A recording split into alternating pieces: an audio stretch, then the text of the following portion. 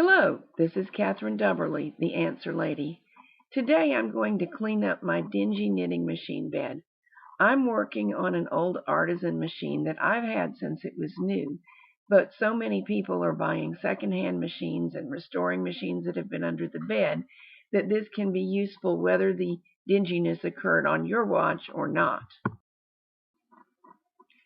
I will be using a lubricant product that has been carefully tested by chemists to be sure that it is safe for this kind of purpose.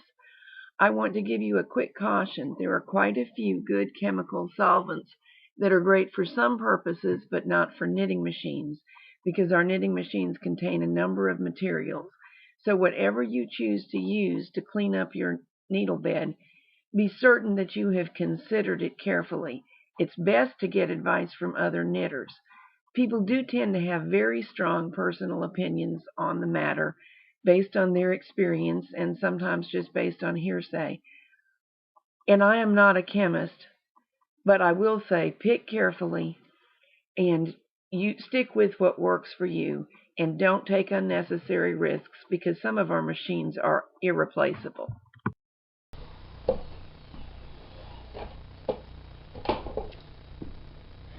This is an old machine, and over time I got some staining on it, which I believe to be oxidized oil.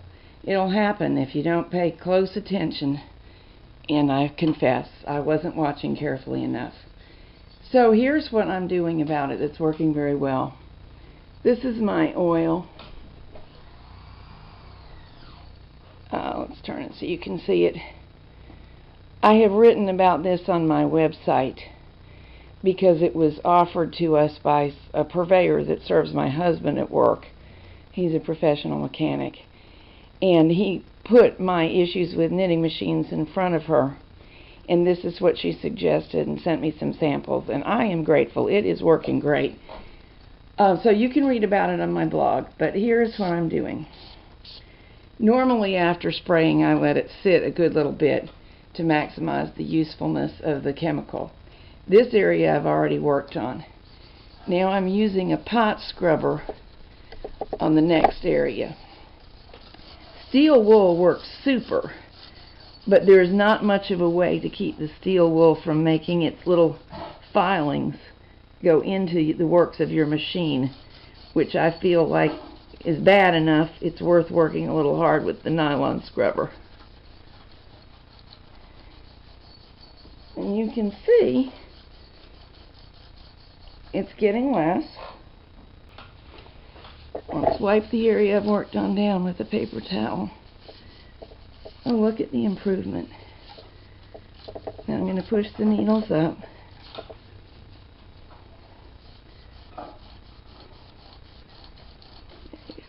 I do not have any idea that this is the only cleaning and lubricating product that'll do the job.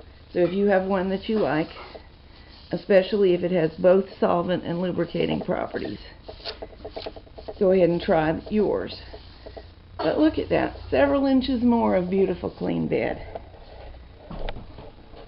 Now I'm going to move over here and try some more.